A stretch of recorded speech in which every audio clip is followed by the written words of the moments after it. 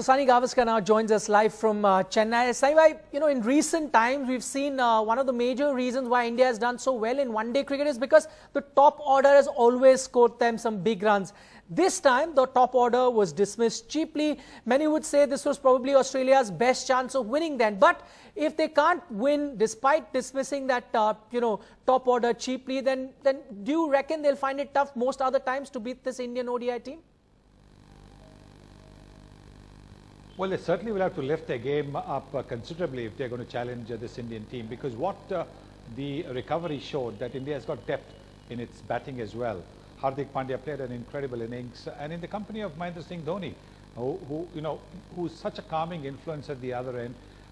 He didn't go flat out at the start, worked his way to ones and twos, the occasional boundary, and then once he had got set and once he realized that now India needed to press on the accelerator, he hit those flurry of sixes and boundaries. So India really has a lot of depth in its batting. In the bowling as well, India showed that the variety that it has, it will mean that the Australians will really have to lift their game up to try and challenge this Indian team.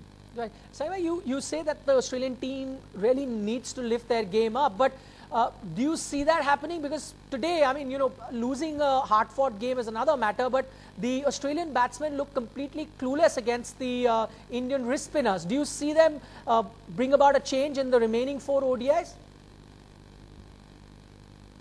Well, I think they can certainly do it because they've got some class players. David Warner has been in good form. He was looking good today as well. Steve Smith didn't score too many, but Steve Smith again is somebody all of us in India know to be a class player. So these two really have to fire. These two fire for Australia. It makes it easier for the batsmen to come down the order. Maxwell played again another terrific innings as well, but wasn't able to carry on to a win. So clearly, I think much of the onus on taking Australia to a big total depends on Warner and Smith, and down the order on Maxwell. Right, Saima, in hindsight, I'm still talking about the wrist spinners, and I'm not sure Virat Kohli planned it this way, but India were fortunate to have 2 wrist spinners because, today, instead of finger spinners, because with the wet outfield, because of the rain, they may not have been as effective, the finger spinners, as the wrist spinners were today.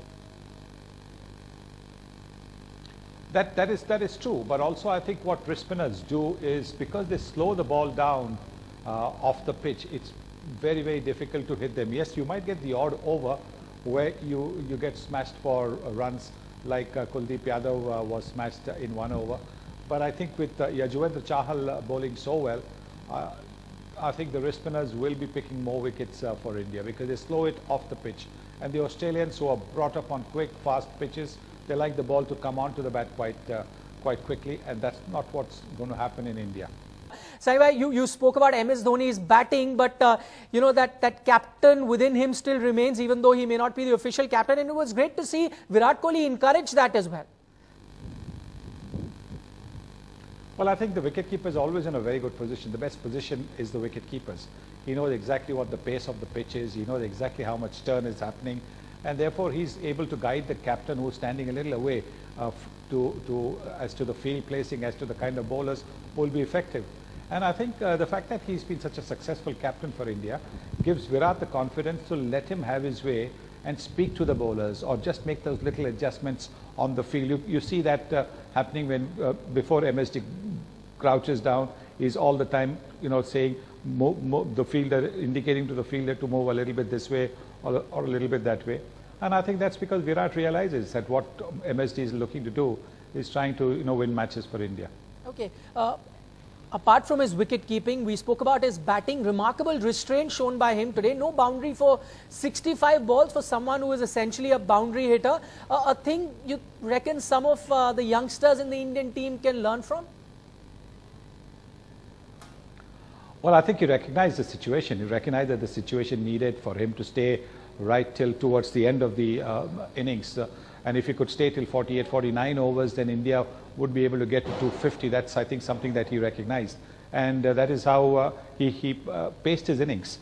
Pacing the innings also becomes important. As you get older, the experience that you have allows you to play in a manner that will take the team the full distance. Not try and do something flashy, which is very good, very attractive to the crowd, for maybe 4, 5, 6 overs, but then you get out and then the team is left lurching. So I think what Mahendra Singh Dhoni did was exactly what the situation needed.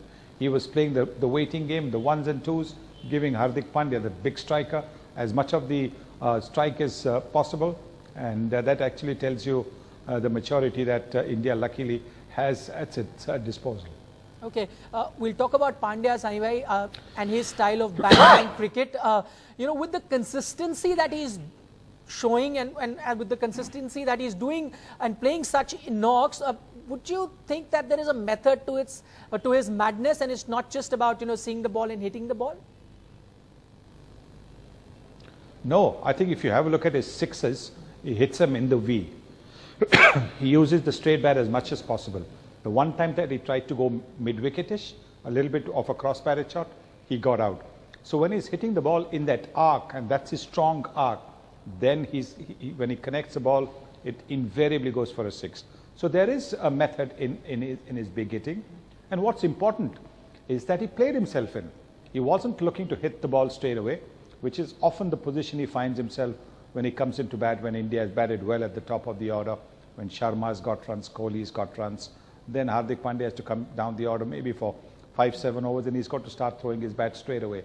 But he played himself in. And I think that again, with Mahendra Singh Dhoni being at the other end, who would have been speaking to him not to get carried away, but to keep going, I think that was a very, very important partnership. And that was a game-changing innings from the young man.